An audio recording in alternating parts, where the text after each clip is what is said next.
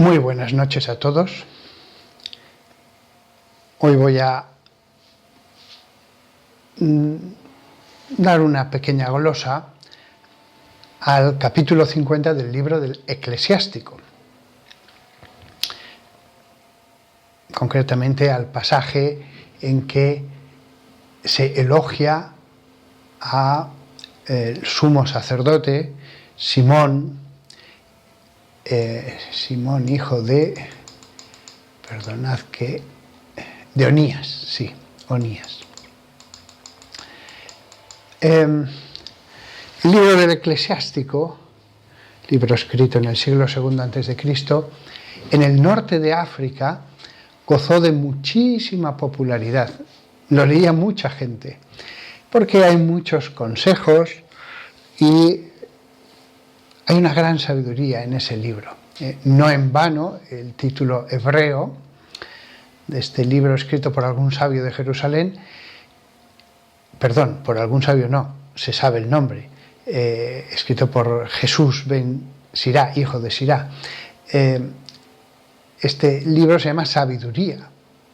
Lo que pasa es que había otro libro que se llamaba por los hebreos Sabiduría de Salomón, y entonces, para distinguirlos, pues como al otro ya se le llamaba Sabiduría, era un libro que tenía una trayectoria en la tradición más larga, aunque fue recompuesto también un par de siglos antes de Cristo o menos, pues ese ya se quedó con el libro de Sabiduría y este pasó a llamarse Eclesiástico, en el sentido del libro de las iglesias. El nombre se lo dio San Cipriano, porque era muy popular allí, como he dicho. San Cipriano de Cartago fue un obispo que nació en el año 200, mártir, murió por Cristo. Le dio este nombre y ya se quedó así. Lo que nos diga San Cipriano no es cualquier cosa, porque un hombre que hubiera escuchado a Jesús, pues que lo hubiera escuchado cuando tenía 20 años y 40, 50 años después, le hubiera explicado a un jovencito de 20 años lo que escuchó en Jerusalén, en Galilea, de boca de Jesús, si ese de nuevo, cuando sea anciano, se lo explica a un joven, en 4 o 5 hombres, Cipriano podría haber escuchado las palabras solamente por la intermediación de 4 o 5 hombres. Es poco tiempo, es poco tiempo. Bien, el caso es que este libro del Eclesiástico, capítulo 50, versículo 13, dice: todos los hijos de Aarón, en su esplendor, sostenían la ofrenda del Señor en sus manos delante de la congregación de Israel.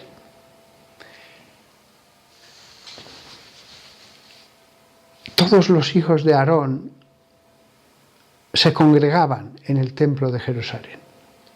Y dice, en su esplendor, es decir, se ponían vestiduras sacerdotales. Había diversas vestiduras, porque había muchas funciones y rangos dentro del templo de Jerusalén.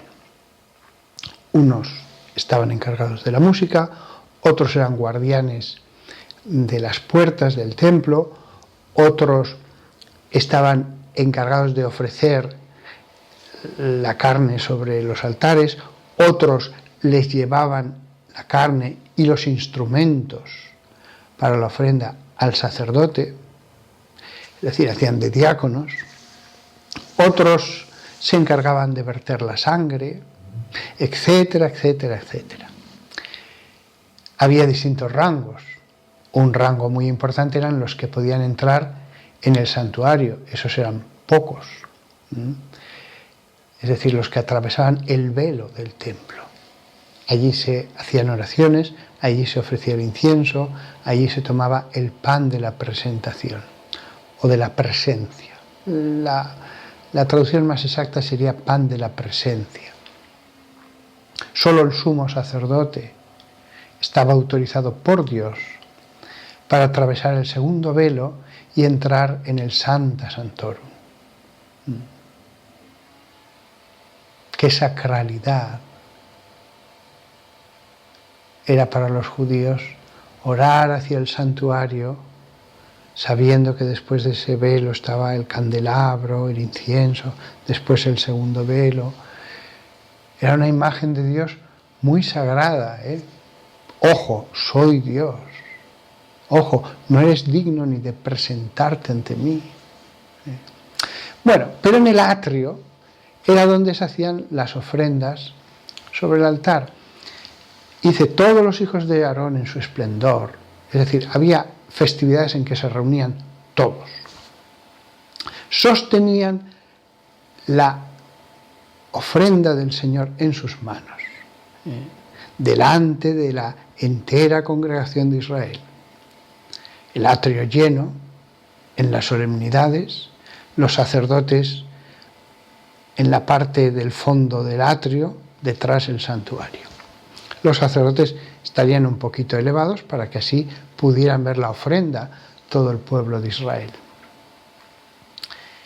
Sosteniendo la ofrenda del Señor en sus manos. Este gesto. Y después ya la entregaban al sacerdote, que la ponía sobre la rejilla bajo la cual estaba el fuego en el altar. Este gesto es universal, está en todas las religiones. El sacerdote que ante Dios, porque al único Dios verdadero le han adorado infinidad de hombres a lo largo de toda la historia. También ha habido idólatras y gente que solo ha creído en el animismo. Pero la creencia en un solo Dios aparece claramente incluso en el Génesis en personas que no son del pueblo judío. Entonces, este gesto es universal.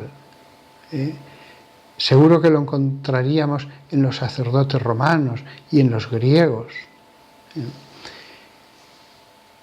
Este gesto está en la misa. Hay un momento dado en que el sacerdote sostiene el pan y el vino elevado así sobre la misa, sobre sus manos,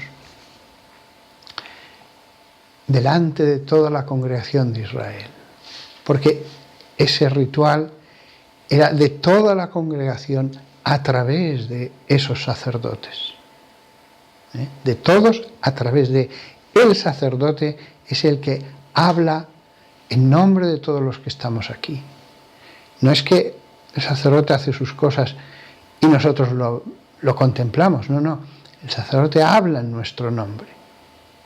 De hecho, en la misa, la primera oración ya solemne, después del yo confieso y del Señor ten piedad, se llama oración colecta, del verbo coligere, reunir, porque es la oración que reúne todas las súplicas, peticiones del pueblo y las reasume en una sola oración. Por eso el precioso nombre de oración colecta. Bien, después dice, acabando el servicio junto a los altares y disponiendo la ofrenda del Altísimo, el Todopoderoso. Dice, disponiendo la ofrenda, había que disponer las cosas sobre el altar. Era grande el altar de bronce porque ya sabía Dios que iba a ir mucha gente al templo. Entonces, tendrían diversos instrumentos para empujar las ofrendas más hacia adentro y así poder ofrecer otra y dejarla sobre el altar. Todo esto, como veis, tenía su ritualidad, porque si sostenían la ofrenda sobre las manos antes de ponerla al altar, oraban, hacían una oración. Aunque no se nos ha conservado qué oración era, a lo mejor era espontánea, pero cuando la sostenían antes de ponerla era porque estaban orando. No simplemente cogían las cosas y las dejaban allí encima. Y disponiendo la ofrenda del Altísimo, el Todopoderoso. Después había otro nivel de sacerdotes, como diáconos, empujando la carne más hacia el centro, quitando la que ya estaba suficientemente asada, que hubiera desprendido la grasa, a no ser de que fuera un holocausto, en cuyo caso se ponía en el centro para que se carbonizara del todo. Después, cuando estuviera carbonizado, probablemente le darían golpes para que cayera abajo, porque hasta las cenizas del sacrificio del templo eran cosa sagrada. No se tiraban después a cualquier estercolero, no, habría un lugar para las cenizas de los holocaustos. Pero dice una cosa interesante este versículo 14. Habla de todos estos sacerdotes y dice, acabando el servicio junto a los altares. Algunos manuscritos dicen altar. Sin embargo, aquí pone altares.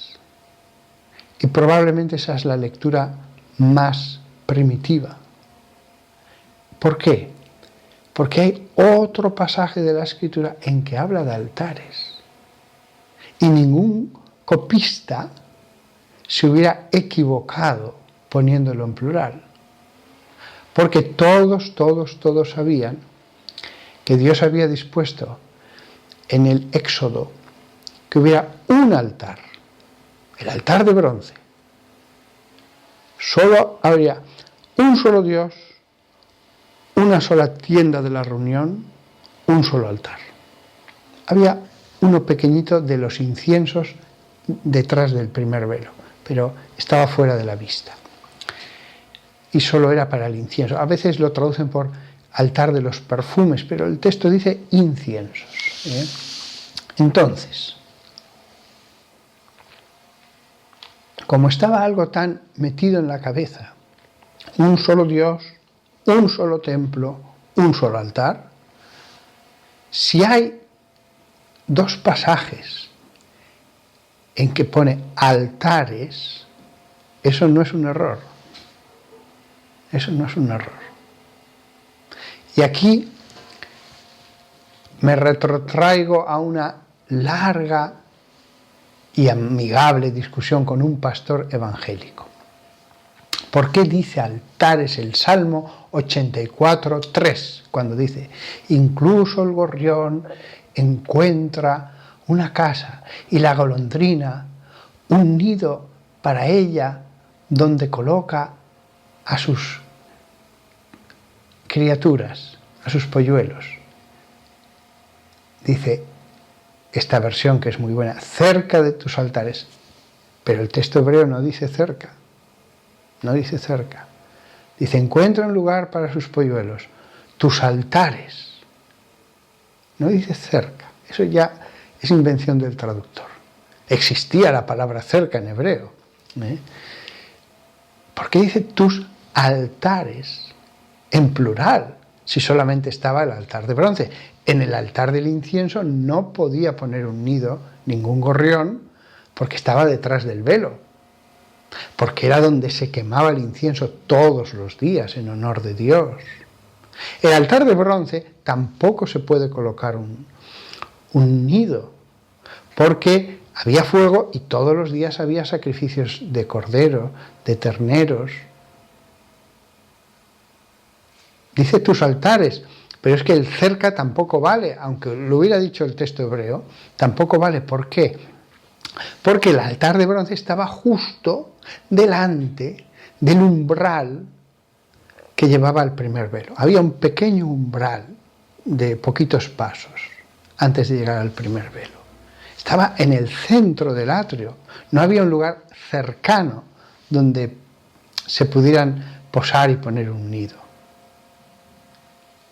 Entonces yo discutía con él, ¿qué significa eso? Bueno, hay una interpretación que es razonable, que es algo poético, mi nido en tus altares, pero sabiendo que físicamente no es posible. Pero yo le dije, después de años de leer y orar este salmo, se me ocurrió una vez, cuando venían los israelitas en las festividades, la fiesta de los tabernáculos, por ejemplo, la fiesta de Pentecostés, de las cosechas, todos querían ofrecer sacrificio, pero por más que, como dice este texto, se pusieran alrededor del amplio altar de bronce, el altar no daba de sí, ni siquiera funcionando todo el día, para quemar la grasa de todas las porciones de carne que se ponían sobre ella. No daba de sí. Entonces, pienso, es razonable pensar que en un momento dado dijeron, mirad, para que no tengáis que marcharos sin poder ver vuestra ofrenda ser ofrecida a Dios, dado que además vienen todos los levitas, cuando hay grandes festividades, vienen los levitas de Galilea, de Samaria, los cercanos a Edom, de todas partes confluyen en Jerusalén, vamos a disponer altares más pequeños laterales en el atrio, de manera que con tantos levitas podamos hacer las ofrendas. A mí eso me parece muy razonable. Y no lo olvidemos, el Salmo 84:3 dice, tus altares. Luego había varios. Esos altares laterales, pegados al perímetro del atrio, esos altares, la mayor parte del año, estaban sin uso. Con lo cual, cuando el salmista dice esto, probablemente estaba refiriéndose a algo que él estaba viendo, que había gorriones que ponían allí su nido. Y bien, los dejarían hasta que llegara ya una fecha cercana a la festividad en que volviera a usarse, pero eso sería a lo mejor dentro de 3 meses, entonces no había prisa. He dicho esto de los altares porque aquí hasta una letra en las traducciones, el plural hebreo es un carácter, aunque se pronuncia una sílaba, pero hasta una letra tiene su importancia, porque al darnos cuenta de que es algo literal, mentalmente nos hacemos una idea más exacta de lo que suponían las grandes solemnidades en el templo de Jerusalén, cómo bullía ese atrio de gente que traía ofrendas, etc. Y entendemos también por qué Dios lo hizo tan amplio, también por esta razón de las ofrendas. No solo, también para escuchar la palabra. Bien, no puedo dejar de hacer una referencia a que esta imagen de un altar mayor con altares laterales del templo de Jerusalén a todos los católicos nos recuerda las catedrales con su altar mayor y sus altares laterales en las capillas. Es simplemente una anotación de paso. Continúa el versículo 15 del capítulo 50 del Eclesiástico. Dice que Simón, hijo de Onías, tendió su mano para la copa y derramó la ofrenda de bebida de la sangre, la ofrenda de la sangre de la uva. La ofrenda de bebida de la sangre de la uva. Vamos a ver, extendió su mano para la copa. También esta imagen nos la podemos imaginar a él delante del centro, como se dice en otro pasaje de este mismo capítulo, en el corazón del altar, es decir, en el centro, con todos los demás levitas rodeando el gran altar. Y entonces, en un momento dado, extiende la mano y otro levita le coloca la copa con vino, aunque la llama sangre de la uva. Esa palabra no es casual, porque cuando lee un cristiano dice, él va a derramar el vino, Jesús derramó su sangre. El vino de uva roja es rojísimo. Cuando cae sobre una camisa blanca deja una mancha roja, roja, roja, que parece sangre. Dios escogió que a los pies del altar, porque después dice, y lo derramó a los pies del altar, un olor agradable para el Altísimo, el Rey de todo, dice el versículo. Claro, Él derrama la sangre, las libaciones existen en todas las culturas antiguas, en todas, griegos, romanos y hasta bárbaros del norte hacían libaciones de vino. Pero quiso que el pueblo elegido hiciera este rito porque de derramar el vino a los pies del altar, porque Él sabía que un tiempo después Jesucristo, sumo sacerdote, derramaría su sangre en ese nuevo altar que era la cruz. Y por esa sangre hemos sido redimidos. La sangre se derramó en la flagelación, en la coronación de espinas, en tantos momentos, a lo largo de toda la camino hacia el Calvario, pero sobre todo en el Calvario. Y escurriría por el madero hasta abajo y de las manos caería directamente sobre la tierra. Gotas, algún chorrito pequeño a veces. No muchos litros, a lo mejor 1, 2 litros. Pero no era tanto la cantidad, sino que poca o mucha esa sangre era la redención por toda la iniquidad de la humanidad. Y durante siglo y tras siglo, el sumo sacerdote derramó el vino a los pies del altar para que cuando leyéramos los cristianos este pasaje, y el del Levítico y tantos otros, recordáramos todo este ritual era un vaticinio ritual de la realidad de lo que iba a hacer Jesucristo. La realidad es Jesucristo. Esto es meramente expresión ritual de esa realidad.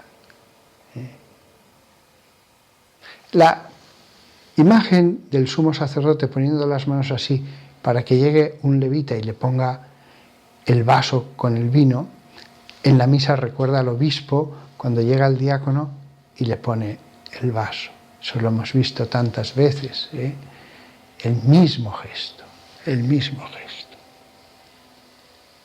Solamente que Jesús, en la última cena,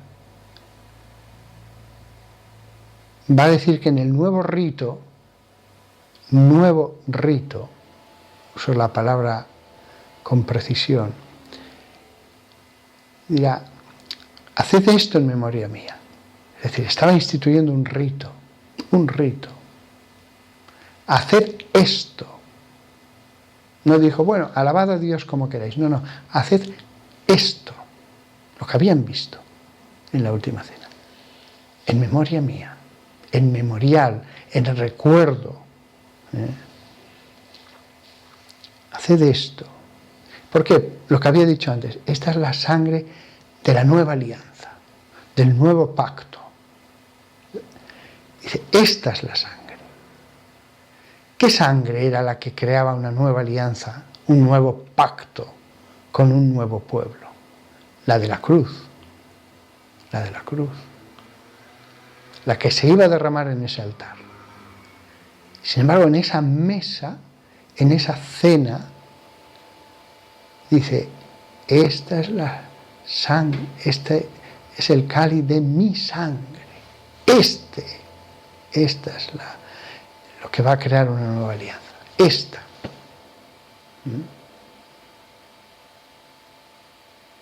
De verdad que la unión del Antiguo y Nuevo Testamento es perfecta. No son unos libros al lado de otros. No es, ahora te cuento una historia, ahora te cuento otra. Las dos están entrelazadas. Por eso los cristianos, aunque creamos en el centro de la Biblia que es Cristo, leemos las dos partes. Las dos. No es que leamos el Nuevo Testamento y el Antiguo Testamento a título informativo. No.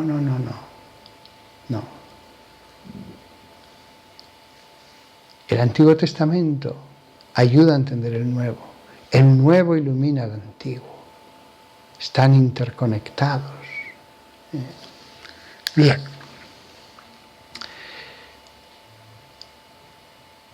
Es curioso que si vemos el altar grande de bronce, elevado en un estrado, con los sacerdotes alrededor del altar y el sumo sacerdote, todo recuerda a una misa. Todo recuerda a una misa.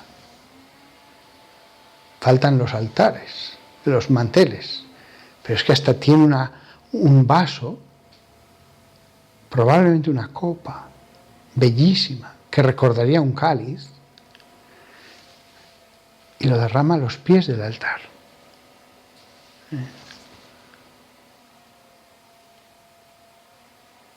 Bien.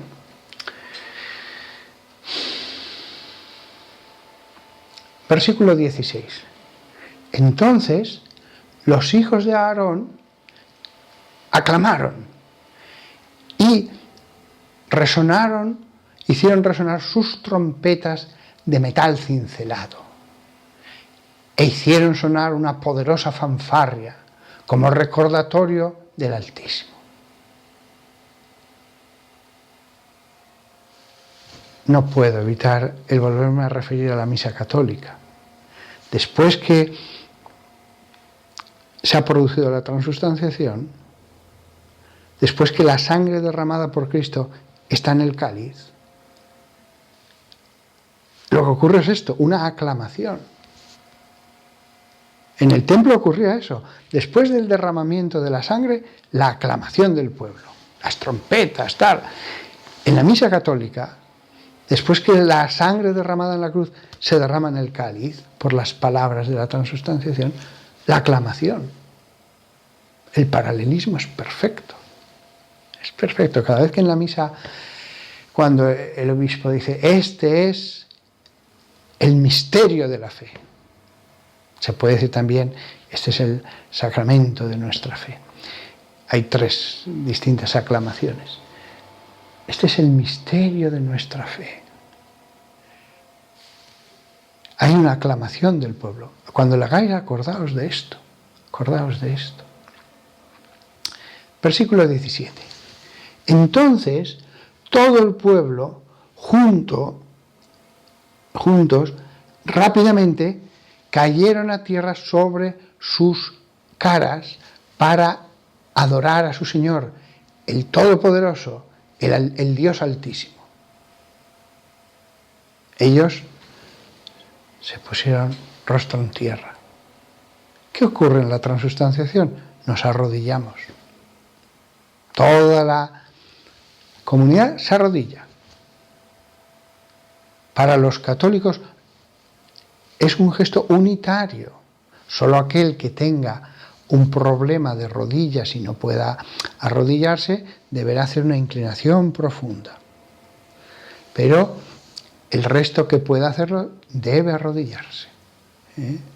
¿Por qué? Porque el pueblo judío, cuando estaba en aquello que era una imagen, una sombra de la transustanciación, en ese momento se postraban para adorar a Dios. Curiosamente, en ese momento. No cuando hacía una oración, no cuando hacía una alabanza, no. En el momento que simbolizaba la transustanciación del vino en el cáliz. ¿Casualidad? No, no hay casualidades. Pero bueno, si os fijáis, la comunidad no está allí todo el rato del mismo modo. Hay momentos en que se sentaban para escuchar a un escriba que leía un rollo y que podía estar tranquilamente allí media hora leyendo. Entonces, como los que escuchan, los discípulos, se sientan. En otros momentos, como es en la ofrenda de la carne, están de pie por respeto. En otro momento se postran. En la misa lo mismo. Nos sentamos, estamos de pie, nos arrodillamos. Hay postración también. El Viernes Santo, el sacerdote se postra, también en la ordenación sacerdotal, en las profesiones solemnes, monásticas, o sea, hay también el signo de la postración en algunas ceremonias de la Iglesia. Versículo 18, después de la postración. Entonces los cantores le alabaron a él, a Dios, con sus voces, con dulces y tonos completos, melodías de tonos completos. A saber qué era eso. En aquella época debían saber lo que eran melodías de tonos completos. En los salmos hay, al comienzo del salmo, indicaciones en algunos salmos de cómo tienen que cantarse. Y se dice según el tono de... y ponen una canción. En otros casos hay indicaciones más técnicas. Pero estaban en el texto. Estaban en el texto. Algunas Biblias, como a veces tuvieron dudas de dónde poner el versículo, si en las indicaciones técnicas o en el primer momento en que ya comienza el canto del Salmo, algunas ponen el 1 dejándose la indicación técnica, pero también forma parte del texto canónico, la indicación técnica, que a veces dice con qué instrumento se va a tocar, el tono, quién lo compuso, etc. Eso no se escribió siglos después, estaba en los rollos judíos. Pero en algunos se ha sacado porque tuvieron la mala idea algunos de poner el versículo en el comienzo del Salmo, diciendo, bueno, estas indicaciones que ya ni sabemos qué significan, pero los rollos hebreos las tienen en los textos. Bien. Los pequeñísimos detalles de la Biblia, maravillosos. Es verdad que lo que importa es la esencia, pero los pequeños detalles son encantadores, maravillosos, nos ayudan a hacernos una idea más fiel, concreta, de lo que ocurrió, y todo nos lleva a Cristo. Bien, nos dice cómo cantaron, cómo se cantaba en ese momento. 19. Y el pueblo del Señor Altísimo ofreció su oración delante del Misericordioso. El pueblo ofreció. ¿Qué ofreció? La carne, ¿no? Los sacerdotes. ¿Qué ofreció? El vino, ¿no? Era el sumo sacerdote el que lo derramaba. Su oración. La oración también es una ofrenda. Vemos que en un momento dado habla el sumo sacerdote, en otro momento cantan los cantores y en otro momento reza todo el pueblo. Como en la misa. Como en la misa. Las tres cosas. He dicho reza, lo he dicho a sabiendas. Es decir, si en ese momento justo había una intervención de todo el pueblo congregado, no era para que cada uno improvisara lo que le saliera del corazón. Todos a uno decían alguna fórmula, alguna oración que ya se sabía. Eso ocurre también en la misa. Este es el misterio de nuestra fe. Anunciamos tu muerte, proclamamos tu resurrección. Ven, Señor Jesús. Ojo, ese ven, Señor Jesús, como otras frases de las cartas de Pablo, todos los expertos están de acuerdo de que eran aclamaciones litúrgicas de las comunidades. Eso sería motivo para otra charla, pero en eso están de acuerdo todos. Hay unas poquitas aclamaciones de sentido claramente litúrgico. Bien, no debemos extrañarnos. En un primer momento, buena parte de los que estaban en las comunidades eran judíos. Eran judíos. Todo este mundo ritual lo habían vivido desde que despertaron al uso de razón, como el gran momento en que su familia iba a Jerusalén a ver la liturgia de adoración a Dios en el atrio. Con lo cual, cuando se convierten al cristianismo, ellos comienzan a usar esta ritualidad también en sus ceremonias de la última cena. Sigamos. Estamos todavía en el... Bueno, leo de nuevo el comienzo del versículo 19. Y el pueblo del Señor Altísimo ofreció su plegaria delante del Misericordioso, hasta que el orden de adoración del Señor fue acabado y ellos completaron su ritual. Orden de adoración. Es decir, hay un momento de aclamación del pueblo, habían ofrecido el vino, por supuesto habían ofrecido también el cordero, pero seguía un orden de adoración. No se nos especifica todo, Sí que se nos especifica en Éxodo, en Levítico, donde se nos cuentan más detalles de lo que se hacía sobre el altar y junto al altar. Y dice, hasta que completaron su ritual. Es decir, rituales ha habido siempre. Rituales ha habido siempre. No es una cosa que apareció en la Edad Media, no. Nos consta, y hay ritual, hay el canon famoso de Roma, de un papa de Roma, no el llamado canon romano, que es del siglo II, el más antiguo que existe, el de Hipólito. Y hay más antiquísimos. De hecho, de los textos más antiguos que hay en el cristianismo, varios de ellos son textos rituales. Bien. Está claro que si un judío de la época de Simón, hijo de Onías, hubiera ido a una misa, le hubiera resultado familiar. Versículo 22. Más paralelismos todavía. 20, versículo 20. Entonces Simón, el sumo sacerdote, Simón bajó y elevó sus manos sobre toda la congregación de los israelitas.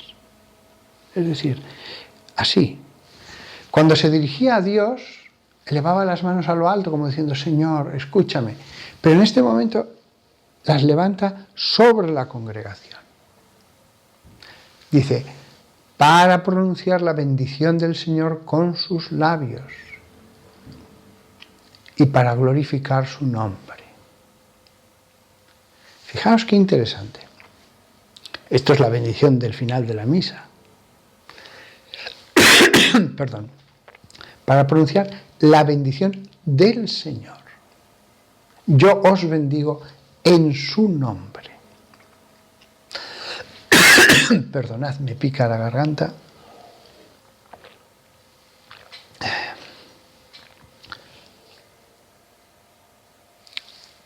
Yo os bendigo en su nombre. Después dirá el Evangelio que se sorprendieron los que estaban alrededor de Jesús cuando perdonó los pecados. Dice, se sorprendieron de que hubiera dado tal poder a los hombres. Dice, hombres. Se sorprenden de él. Pero él que estaba allí escribiendo el Evangelio no pudo en esa frase ponerlo en plural para decir, sí, de él, porque el plural incluye también lo uno, pero después que esto se haya dado a los hombres, el poder de perdonar los pecados. Es llamativo. Que diga hombres, no que diga, y se sorprendieron de lo que hizo. Se sorprendieron de lo que tenía él, su autoridad. No, de los hombres. Es decir, el sacerdocio es una cosa muy seria para pronunciar la bendición del Señor y para que quede claro que era Él el que bendecía. Dice, con sus labios.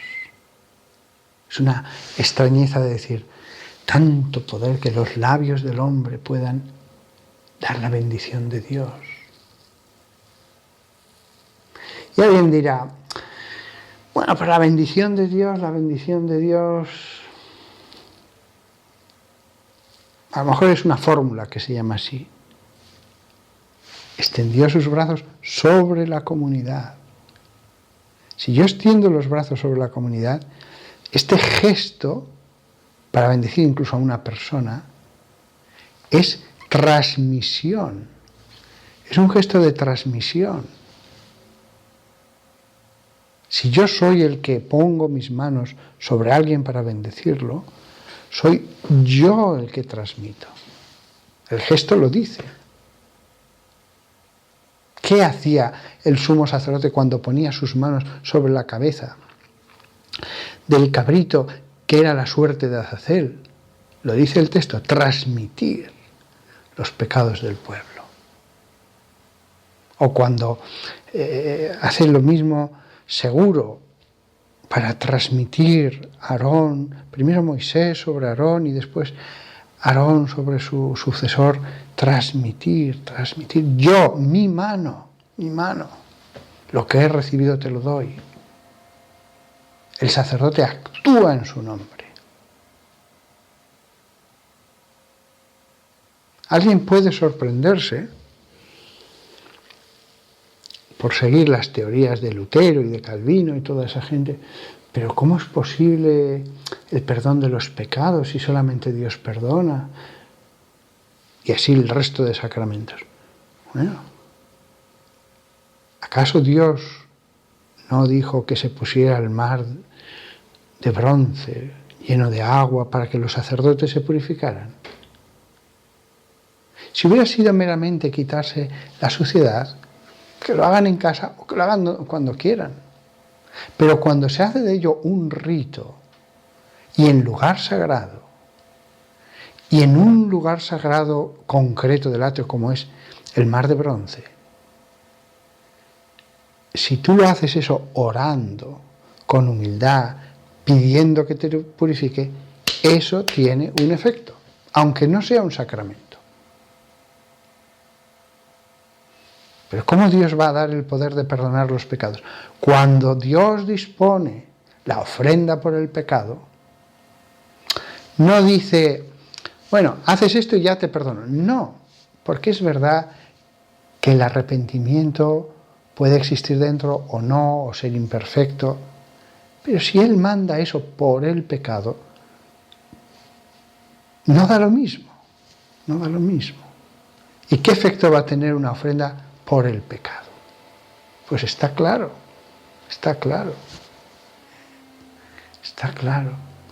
Mientras que hay otros ritos que son de santificación. Cuando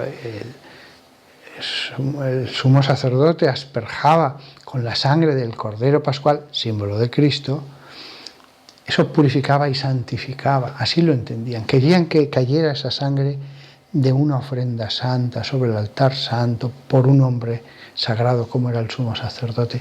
Les impregnaba esa santidad. Cuando el sumo sacerdote derramaba sobre un levita el óleo santo hecho con una composición específica, era para transmitir una bendición, dado que evidentemente sobre ese aceite seguro que se oraba. No era un aceite normal, era un aceite compuesto de una determinada manera que seguro que se guardaba en el templo, en alguna de las cámaras laterales que se dice que había. Tenía un efecto espiritual.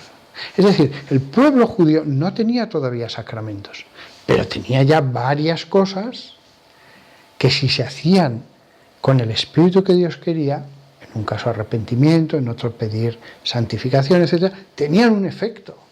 Claro que tenían un efecto. De hecho, en cuanto le ungió Samuel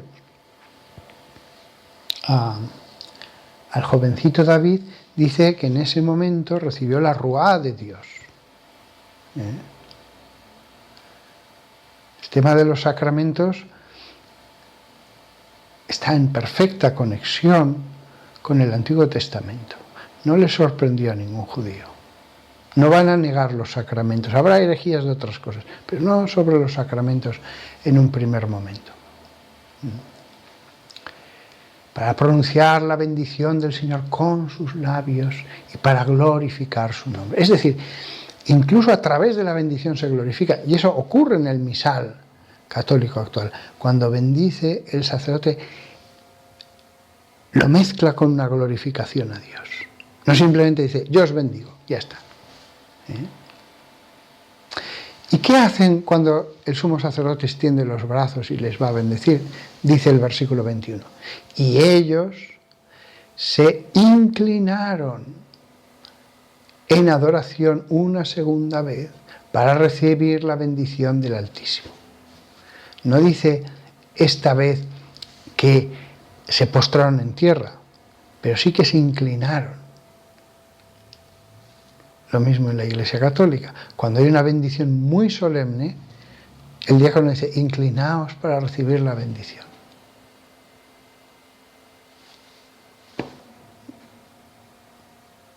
En las bendiciones solemnes no se inclinaban los israelitas ante cualquier bendición. En este caso sí. En este caso sí.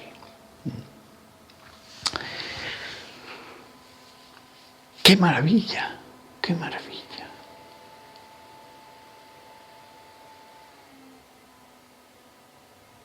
La misa, tantas veces en el Antiguo Testamento, está prefigurada y se habla de su esencia teológica en San Pablo. San Pablo va al meollo teológico, al núcleo de esa ritualidad.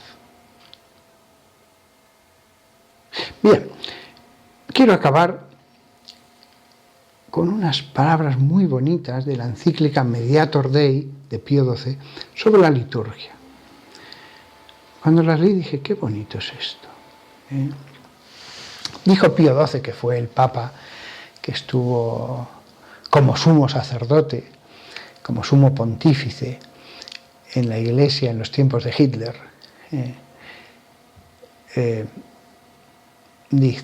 escribió, la Iglesia regenera dando vida celestial a los nacidos a la vida terrenal.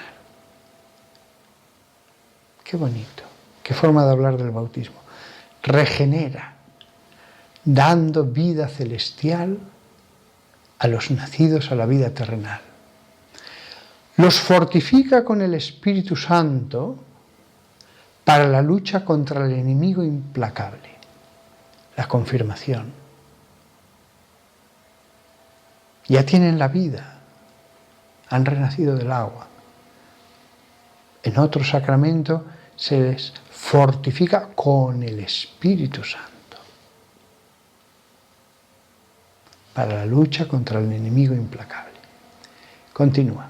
Llama a los cristianos en torno a los altares y con insistentes invitaciones los anima a celebrar y tomar parte en el sacrificio eucarístico y los nutre con el pan de los ángeles para que estén cada vez más fuertes. Qué forma tan bonita de hablar de la Eucaristía. Los nutre con el pan de los ángeles. ¿Qué había en el Arca de la Alianza? Pues en el Arca de la Alianza estaba el cayado de Aarón que había florecido, estaba también un rollo de la ley y había una vasija bien cerrada que contenía un efá de maná, que se le llama en otro pasaje de la Biblia el pan de los ángeles.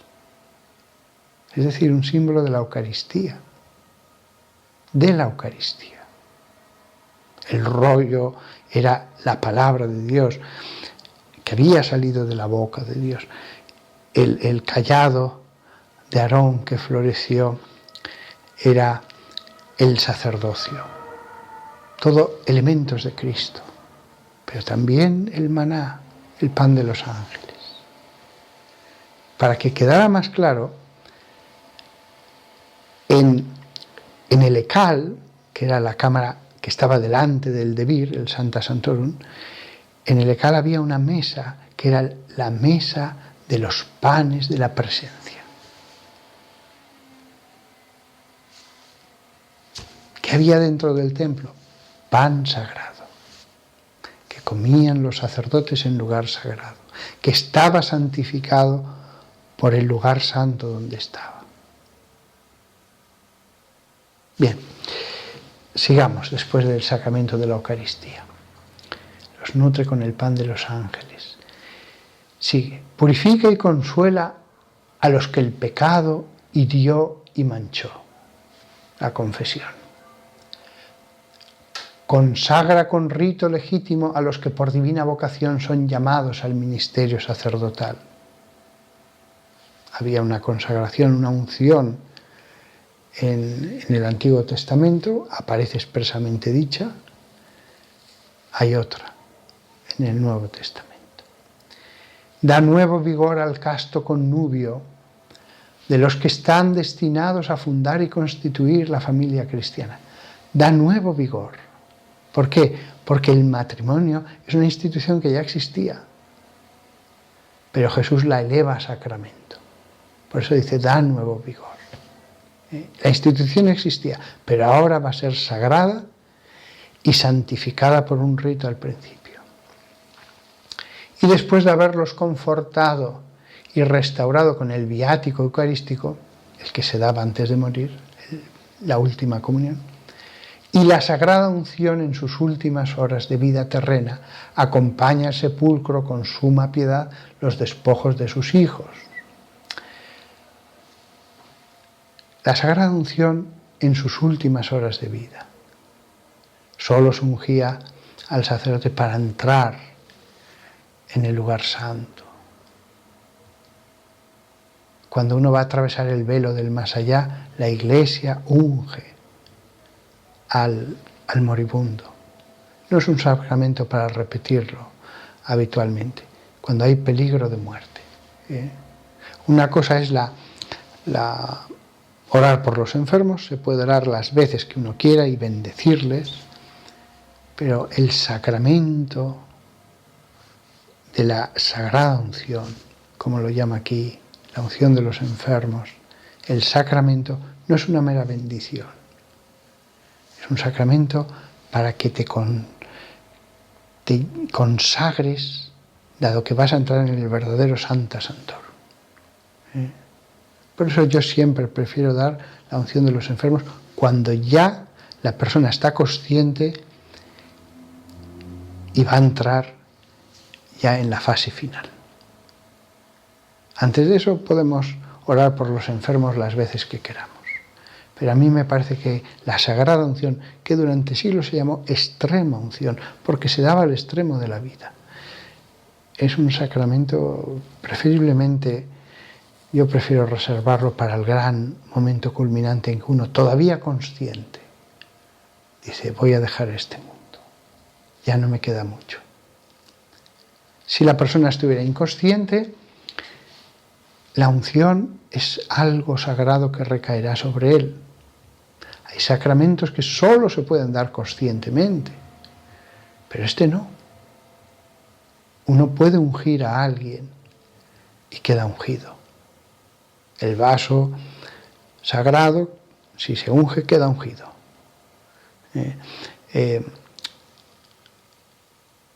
Es cierto que la persona tiene que querer. La persona tiene que querer recibirlo. Eso sí. Pero incluso si era una persona alejada de Dios, la unción puede hacer que venga una gracia de arrepentimiento. Y la sagrada unción en sus últimas horas de vida terrena. La Iglesia acompaña el sepulcro con suma piedad los despojos de sus hijos, los dispone religiosamente, los protege al amparo de la cruz, para que puedan un día resurgir triunfantes de la muerte. Qué bonito, en un solo párrafo largo, el Pío XII dice, estos son los sacramentos, los regalos de Dios a su pueblo, al nuevo pueblo. Dio otros regalos al pueblo judío al salir de Egipto, están allí en la Biblia. Ahora hay unos nuevos regalos espirituales, pero estos son de gracia por la redención de Cristo. Los otros regalos eran vaticinio de lo que iba a ocurrir con la venida del Mesías. También Dios concedía gracias, también concedía gracias si uno lo recibía piadosamente. Pero lo uno era vaticinio, figura que conllevaba gracias. El sacramento otorga la realidad porque ya se ha producido la redención.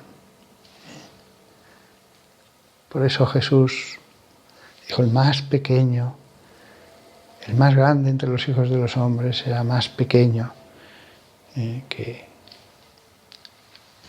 los que iban a venir en su era. Nada más. Me alegro mucho por los judíos porque es un pueblo que Dios fundó y que les concedió tantas cosas, pero la plenitud está en el cristianismo. La plenitud está en el cristianismo. Por eso el camino no es la judaización. Conocer la Biblia, sí. Conocer la Biblia cuanto más mejor. Pero a la Iglesia de Dios no le falta nada. Tiene todos los tesoros que Dios ha querido conceder y no tenemos que parecernos a nadie. Ya no es un grupo nacionalista. Todos los pueblos de la tierra se han acercado al Cordero Pascual. Nada más. Que os beneficiéis de estos tesoros, que os beneficiéis de tantos dones, regalos que el Señor ha dado. No viváis de espaldas a este río grandioso, mucho más grandioso que aquel río que surgía en el jardín del Edén y que se dividía en 4 brazos, mucho más grandioso. Aquel río era material de un jardín del Edén material. De Jesucristo surge un río de agua viva. Y el jardín es espiritual en los corazones de los hombres. Hasta pronto.